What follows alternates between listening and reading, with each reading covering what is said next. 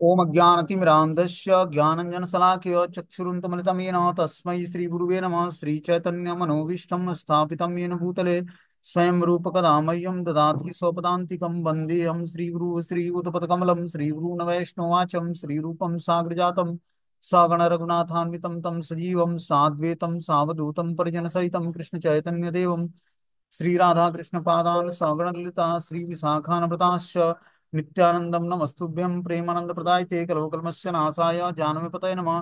नमो महावदन्याय कृष्ण प्रेम प्रदायते कृष्णाय कृष्ण चैतन्य नामिने गौरद्विष नमः। नमो ब्रह्मण्यदेवाय गो ब्राह्मणिताय च जगताय कृष्णाय गोविन्दाय नमो वासुदेव सुतं देवं कंस चारूणमर्दनं देवकी परमानंदं कृष्णं वन्दे जगद्गुरुं। हे कृष्ण करुणा सिंधु दीनबंधु जगतपतये गोपेश गोपिका कांत राधा कांत नमस्तुते तप्त कांचन गौरांगे श्री राधे वृंदावनेश्वरी वृषभानुसुते देवी प्रणमामि हरिप्रिये। वाञ्छाकल्पतरुभ्यश्च कृपा सिन्धुभ्यो च पतितानां पावनेभ्यो वैष्णवेभ्यो नमो नमः। जय श्री कृष्ण चैतन्य प्रभु नित्यानंद श्री अद्वैत गदाधर श्रीवासादि श्री गौर भक्तवृंद। हरे कृष्णा कृष्ण कृष्णा हरे हरे, हरे राम राम राम हरे हरे। तो तुलसी जालंधर उपाख्यान, यह स्कंद पुराण से एक स्टोरी आती है तुलसी और जालंधर जी का, कि तुलसी जालंधर की पत्नी कैसे बनी, और फिर जो है कैसे आगे इसमें क्या क्या लीला संपन्न होती है, इसके बारे में हम लोग सुनेंगे। बोलते हैं श्री व्यास देवकृत स्कंद पुराण के कार्तिक महात्म्य में, ये कार्तिक महात्म्य में बताया गया है। कार्तिक महीने के महात्म्य में तुलसी उपाख्यान जालंधर के संबंध में बताया गया है। व्यास देवकृत स्कंद पुराण के कार्तिक महात्म्य में श्री तुलसी देवी के आविर्भाव का विशद वर्णन हमें प्राप्त होता है। देवर्षि नारद राजा पृथु को वर्णन करते हुए कहते हैं कि हे राजन, आपके प्रश्न के उत्तर में तुलसी देवी के आविर्भाव का वर्णन करूंगा। एक समय देवराज इंद्र देवताओं को लेकर कैलाश पर भगवान शिव के दर्शन करने गए। इंद्र ने शिव जी के गृह के समीप एक पुरुष को देखकर शिव जी के बारे में जिज्ञासा की। इंद्र द्वारा बारंबार जिज्ञासा करने के पश्चात भी वह पुरुष कोई उत्तर नहीं दे रहा था। इंद्र तुरंत क्रोधित हुए और अपने वज्र द्वारा उस पर प्रहार किया, परंतु उस प्रहार से उस पुरुष को कुछ हुआ नहीं, लेकिन इंद्र का वज्र जो है भस्मीभूत हो गया। इसके बाद भगवान शिव रुद्र ने अपने अपूर्व तेज से सब प्रज्वलित किया। इस भयावह रूप को देखकर देव गुरु बृहस्पति ने इंद्र को कहा कि तुम तुरंत भूमि पर दंडवत प्रणाम करो। बृहस्पति ने रुद्र की स्तुति करनी प्रारंभ की और उन्हें शांत किया। बृहस्पति ने कहा, हे देव, आप शरणापन्न इंद्र की रक्षा कीजिए, अपने ललाट नेत्र से उत्पन्न अग्नि को शमित कीजिए। शिव जी ने उस आग की राशि को समुद्र में फेंक दिया, जिससे इंद्र को कोई पीड़ा न हो। उस आग ने समुद्र में जाते ही एक सुंदर बालक का रूप धारण करके उच्च स्वर से रोदन करना शुरू किया। उस बालक के रोदन की ध्वनि से धरती माता कंपित होने लगी। उस भीषण ध्वनि को सुनते ही ब्रह्मा उस स्थान पर पहुंचे। उस समय समुद्र बालक के प्रति क्रोधित होकर ब्रह्मा से बोला कि यह बालक मेरा ही पुत्र है, आप इसका जात कर्म संस्कार संपन्न कीजिए।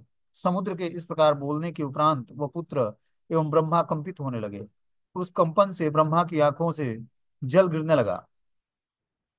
ब्रह्मा ने कहा, यह बालक मेरे नेत्रों का जल अपने नेत्रों में धारण किए है, इसलिए यह जालंधर नाम से विख्यात होगा। जालंधर रुद्र से भिन्न होकर इस जगत में अवध्य बने रहेंगे। यह काल नेमी की कन्या वृंदा को पत्नी रूप में प्राप्त करके पृथ्वी पर शासन करेगा। एक समय दैत्यराज जालंधर ने राहु के कटे हुए सिर को देखा और शुक्राचार्य से इसका कारण पूछा। उन्होंने यथोचित रूप से सारा वृतांत का सुनाया। जालंधर समुद्र मंथन की वार्ता को सुनकर अत्यंत क्रोधित हो उठा और सोचा कि समुद्र मंथन से प्राप्त रत्न देवता ले गए। उन्होंने तुरंत एक दूत को देवताओं के राजा इंद्र के पास भेजा। दूत ने जाकर समुद्र मंथन से प्राप्त रत्न आदि को मांगा, लेकिन इंद्र ने रत्न आदि न देकर भीषण वाक्यों से जालंधर की निंदा की और दूत को वापस भेज दिया। दूत ने आकर सारी घटना का वर्णन किया और जालंधर ने तुरंत अपनी सेना को लेकर स्वर्ग पर आक्रमण किया। दैत्य एवं दानवों में कई दिनों तक युद्ध चला। इस भीषण युद्ध में अनेकों दैत्य और दानव मारे गए। एक दिन शुक्राचार्य ने दानवों को मृत संजीवनी अमृत प्रदान करके उन्हें पुनः जीवित कर दिया। देवताओं को पुनः जीवित देकर क्रोध में आकर जालंधर शुक्राचार्य को बोला कि यह देवतागण पुनः जीवित कैसे हो रहे हैं, केवल हम ही मृत संजीवनी विद्या को जानते हैं। इसको सुनकर शुक्राचार्य ने कहा कि देव गुरु बृहस्पति द्रोण आदि से दिव्य औषधियां लाकर देवताओं को प्रदान करके उन्हें जीवित कर रहे हैं। तब जालंधर ने द्रोण पर्वत को समुद्र में फेंक कर युद्ध करना आरंभ किया। देवताओं को मृत्यु हुआ देखकर बृहस्पति द्रोण पर्वत की ओर गए और परंतु वह पर्वत उन्हें दिखाई नहीं दिया। बृहस्पति समझ गए कि जालंधर ने उस पर्वत को समुद्र में छिपा रखा है। इस स्थिति को देखकर बृहस्पति ने देवताओं को कहा कि आप जालंधर पर विजय प्राप्त करने में असमर्थ हो। तब देवतागण युद्ध स्थल से भागने लगे। दैत्यगण वहां देवनगरी में प्रवेश करने लगे और इंद्र आदि देवता सुवर्णगिरी कंदरा में छुप गए। उस स्थान पर जालंधर को आते हुए देखकर देवताओं ने विष्णु की स्तुति करनी प्रारंभ की। उस स्तुति से संतुष्ट होकर भगवान देवताओं के निकट जाने के लिए उद्यत हुए और लक्ष्मी को बोलने लगे कि तुम्हारा भ्राता देवताओं को कष्ट दे रहा है, मैं युद्ध के लिए वहां जा रहा हूँ। लक्ष्मी देवी ने कहा, हे नाथ, मैंने भक्ति द्वारा सतत आपकी सेवा की है, हे कृपा निधि, तब किस प्रकार से मेरे भ्राता का वध आपके द्वारा होगा। भगवान विष्णु ने कहा कि हे देवी लक्ष्मी, ये जालंधर रुद्र से अभिन्न और अन्यों के द्वारा अवध्य है। विशेषकर आपकी प्रिय कामना के कारण उसका वध नहीं करूंगा। यह कहकर भगवान देवताओं के पास गए। भगवान विष्णु एवं जालंधर का अनेका दिन तक युद्ध चलता रहा।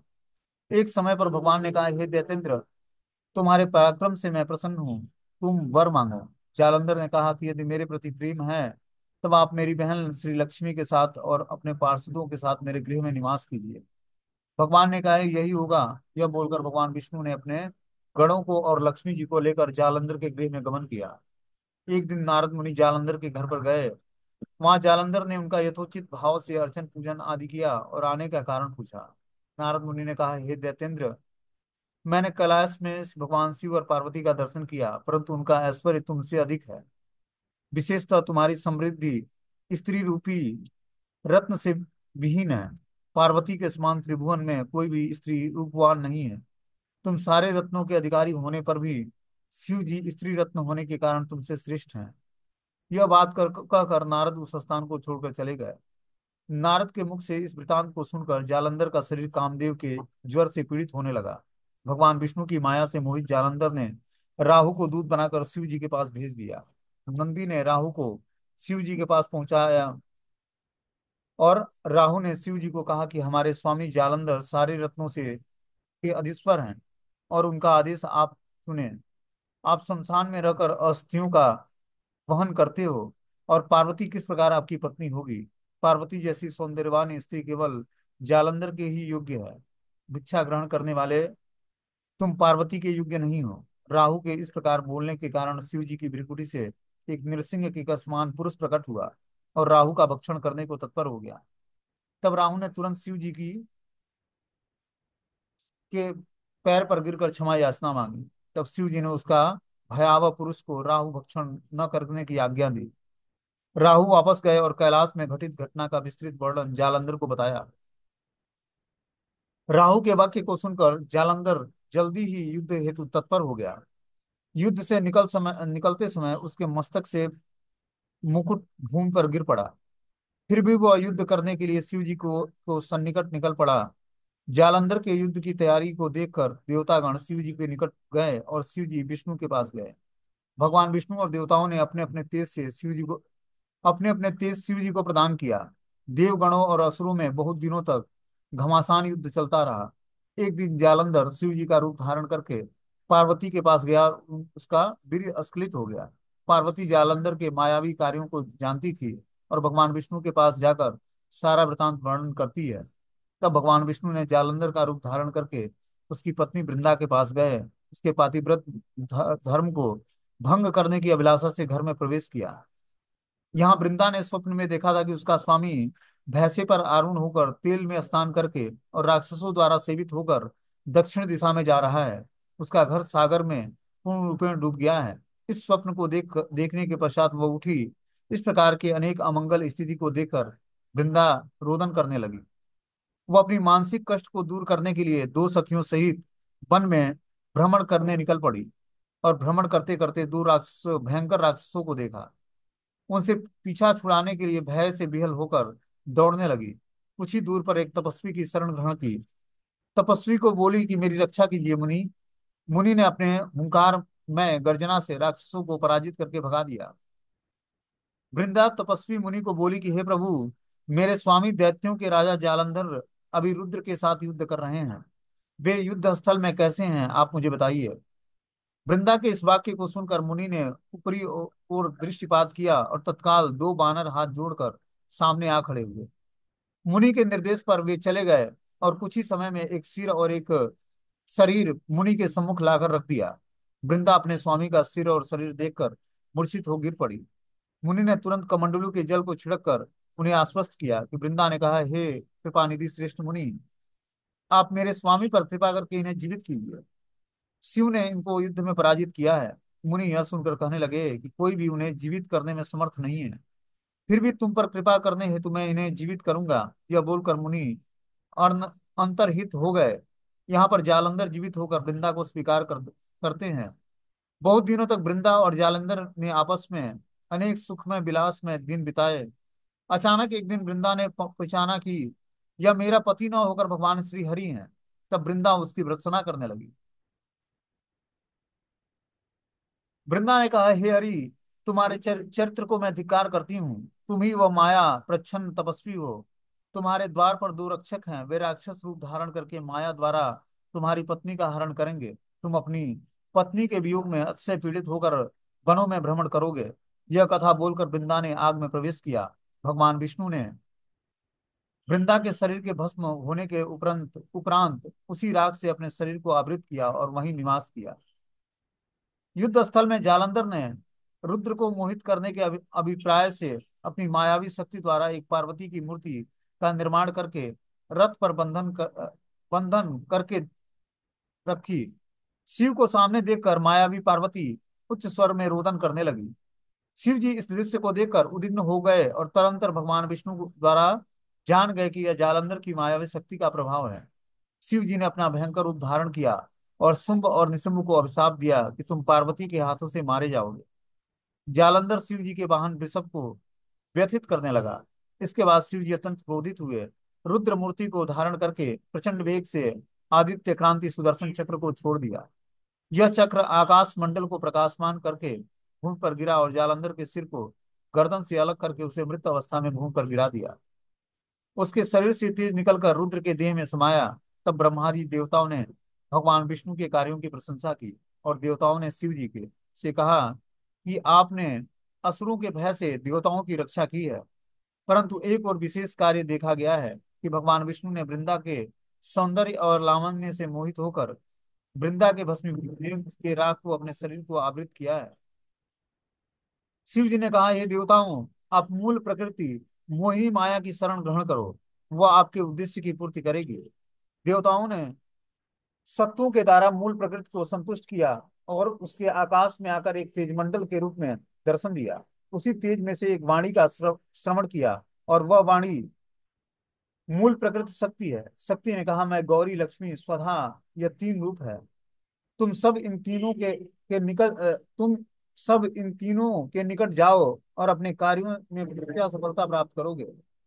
इसको बताकर शक्ति अप्रकट हो गई। तब देवताओं ने लक्ष्मी, गौरी और सरस्वती के पास जाकर इस घटना का पूर्ण रूपेण वर्णन किया। इस देवियों ने देवताओं को बीज प्रदान करके कहा कि आप उस स्थान में जाइए जहां भगवान विष्णु वृंदा के भस्म को लेप करके बैठे हुए हैं। तब आप कार्यों में सिद्धि प्राप्त करेंगे। जिस स्थान पर वृंदा का देह दग्धीभूत हुआ था, उस स्थान में जाकर देवताओं ने बीज का रोपण किया। उस बीज से तीन वनस्पतियां उगाई। स्वधा वाले बीजों से धात्री आंवला का वृक्ष, लक्ष्मी वाले से मालती का वृक्ष और गौरी वालों से तुलसी वृक्ष। अर्थात उसी स्थान पर तुलसी वृक्ष का प्राकट्य हुआ। विष्णु ने रूपशालिनी तुलसी को प्रार्थना की और तुलसी भी अत्यंत अनुराग के साथ भगवान विष्णु का अवलोकन करने लगी। तुलसी भी भगवान विष्णु के प्रति अधिक प्रीति महसूस करने लगी और अत्यधिक आनंदित होकर भगवान विष्णु तुलसी को लेकर बैकुंठ चले गए। इस तरह से तुलसी महारानी का प्राकट्य होता है। ठीक है ना। और स्वधा वाले बीजों से आंवला वृक्ष का उत्पत्ति होता है, लक्ष्मी वाले बीज से मालती फूल का और गौरी वाले से तुलसी वृक्ष का। तो ये तीनों वृक्ष जो हैं भगवान की पूजा में यूज होते हैं। आंवला जो है भगवान को अत्यंत प्रिय है और मालती फूलों से भगवान का श्रृंगार होता है और तुलसी स्वयं भगवान के चरणों पर चढ़ती है। तो इस तरह से तीनों वृक्ष का रूप धारण करते हैं और भगवान विष्णु के साथ जो है तुलसी माता प्रार्थना करके और भगवान विष्णु के अत्यंत अनुराग के साथ भगवान विष्णु का अवलोकन करने लगी। और फिर क्या होता है, आनंदित होकर भगवान विष्णु के साथ तुलसी देवी बैकुंठ को चली जाती। तो इस तरह से जो है जालंधर के साथ तुलसी महारानी का विवाह हुआ था। और फिर कैसे वो भगवान विष्णु को प्राप्त करती हैं, इसका उपाख्यान हम लोगों ने सुना। अब तुलसी धर्मदेव उपाख्यान है।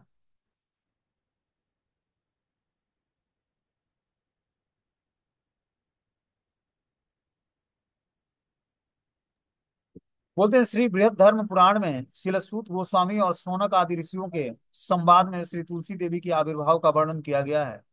इस संवाद में शिलसूत गोस्वामी अत्यधिक आनंद और प्रसन्नता पूर्वक श्री तुलसी देवी का गुणगान करते हुए कहते हैं कि हे शौनक आदि ऋषि, प्राचीन काल में कैलाश पर्वत के सर्वोच्च शिखर पर धर्मदेव नामक अत्यंत सुशील और सारे दिव्य गुणों से युक्त विष्णु भक्ति परायण ब्राह्मण निवास कर रहा था।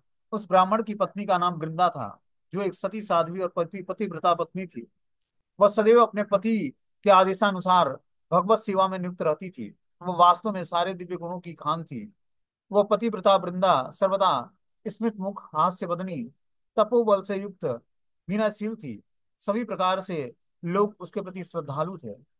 धर्मदेव कृष्ण भक्ति में सदैव निमग्न रहते और भगवत नाम गुण आदि लीला का वर्णन करते हुए अन्य स्थानों में भ्रमण करते। वे संगीत विद्या में भी सुनिपुण, साधु वैष्णव के प्रति सेवा सम्मान की भावना से पूरित थे। एक समय साधुओं की सभा में संगीत प्रस्तुत करने के कारण भोजन करने के लिए उन्होंने अत्यंत विलंब हुआ। घर में पत्नी वृंदा सारी तैयारी करते हुए राह देख रही थी, परंतु उसके स्वामी धर्मदेव समय पर नहीं पहुंचे। वृंदा ने घर में उनकी प्रतीक्षा की। तब पति नहीं लौटा तो अभ्यागत अतिथियों की पूजा करके, पति को मन ही मन भक्ति से प्रणाम करके, देवताओं को पूज कर वृंदा ने जलपान कर लिया। उसी समय घर में धर्मदेव का आगमन हुआ। उन्होंने देखा कि उनकी अनुपस्थिति में वृंदा जलपान कर रही है। धर्मदेव तुरंत क्रोधित हुए और वृंदा को राक्षसी हो जाओ यह कर कर अभिशापित कर दिया। इस शाप को स्वीकार करते हुए वृंदा राक्षसी के रूप में कैलाश पर्वत पर विचरण करने लगी। यह वृंदा राक्षसी रूप में भूख प्यास की पीड़ा से क्रोधित होकर अनेक वनों में जीव जंतुओं को खाते हुए पृथ्वी पर भ्रमण करने लगी। वैष्णव सैव्य और गायों को छोड़कर अन्यों का भक्षण करती। एक समय कैलाश धाम जाने के का विचार उसके मन में जागृत हो उठा। 3 दिनों तक भूखे रहते हुए लंबा सफर तय करके वह कैलाश धाम पहुंच गई। वहां भोजन के लिए इधर उधर भागने लगी। कैलाश में सारे लोग ही सभ्य ब्राह्मण हैं। उनको देखकर सोचने लगी कि ये सब अभक्ष हैं। अब मैं किसको अपना भोजन बनाऊं। ये सारे वृक्ष शिवमय होने के कारण अभक्ष हैं। वहां विचरण करने वाले ब्राह्मणों ने देखा कि यह तो धर्मपरायण अत्यंत सुशील वृंदा ब्राह्मणी है, जिन्हें केवल एक सामान्य गलती के कारण राक्षसत्व प्राप्त हुआ है। अतएव देव परम बलशाली होते हैं। उस ब्राह्मणों ने कहा कि पूर्व स्वीकृति युक्त और धर्मपरायण ये वृंदा श्री कृष्ण के दिव्य नाम और गुण लीलाओं का श्रवण और नामांकित देह के कारण अवश्य ही यह विपद स्थिति से मुक्ति प्राप्त करेगी। श्रुत्वा कृष्णस्य नामानि लब्ध्वा नाममयि तनु। इस वाक्य का उच्चारण करने के बाद उस ब्राह्मणों ने सर्व पापहारी कृष्ण नाम का संकीर्तन करना शुरू किया। उनका कीर्तन देखकर राक्षसी रूपा वृंदा उस संकीर्तन को सतत श्रवण करने लगी। वृंदा जहां जहां भूख प्यास हेतु भ्रमण करती रही, वहां वहां उसे श्री कृष्ण नाम के दिव्य कीर्तन का श्रवण करने का लाभ मिला। इस प्रकार श्री कृष्ण का दिव्य नाम श्रवण करते हुए वह 1 हफ्ते में तक उपवास करने के उपरांत उनके उसने अपने अभिश्रापित देह का परित्याग करके कैलाश में उस देह का जो अभिशापित शरीर था उसका परित्याग कर देती है कैलाश पर्वत में। 1 वर्ष व्यतीत होने के उपरांत एक दिन भगवान शिव अपनी भार्या सहित सती के साथ वन में दर्शन करते हुए विचरण करने लगे। वे दोनों विचरण करते करते एक अत्यंत सुंदर एक मनोकर्षक जलाशय के किनारे पहुंचते हैं। वहां सरोवर के किनारे एक मृत रमणीय स्त्री को देखकर महादेव पार्वती को कहने लगे, हे पार्वती, यह रमणी तो राक्षसी के रूप में वृंदा है। यही वृंदा पूर्व समय में कृष्ण भक्त ब्राह्मण धर्मदेव की सुशील पत्नी और परम वैष्णवी थी। 1 वर्ष हुआ कि वह मर गई, परंतु उसका देह नष्ट नहीं हुआ है। उसका पूर्व विद्यमान क्रांति लावण्य अभी भी दिख रहा है। यह केवल मात्र श्री विष्णु भक्ति महात्म तन नाम श्रवण से च कृष्ण भक्ति या कृष्ण नाम के श्रवण का प्रभाव है। देखो, वृंदा के संपूर्ण देह पर द्वादशाक्षर मंत्र अंकित है। शिव भक्त हर्षित होकर इस मंत्र का पाठ करेंगे और उसके शरीर का स्पर्श करेंगे। स्पर्श करने मात्र से उसका उसका दिव्यत्व प्राप्त होगा। वृंदा में विष्णु का नाम ओम नमो भगवते वासुदेवाय, ये द्वादश अक्षर मंत्र विष्णु मंत्र उज्जवल रूप में विद्यमान है। यही राक्षसी वृंदा धर्म देवी की वनिता महाविष्णु वैष्णवी है।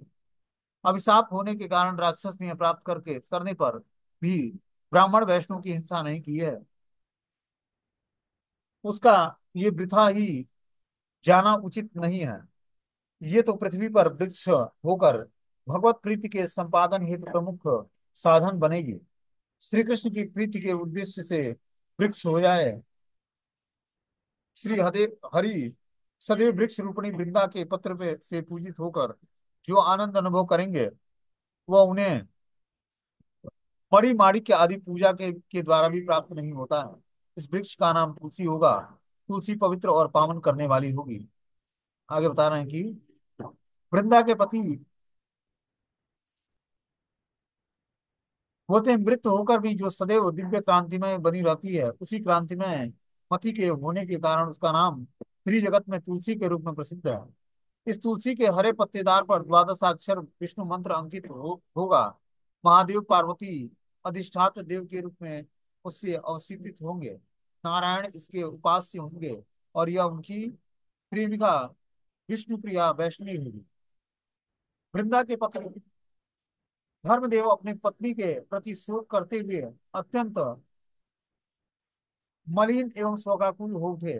वह उसी समय वृंदा वृंदा बोलते हुए उच्च स्वर में रोदन करते हुए वहां पर पहुंचे।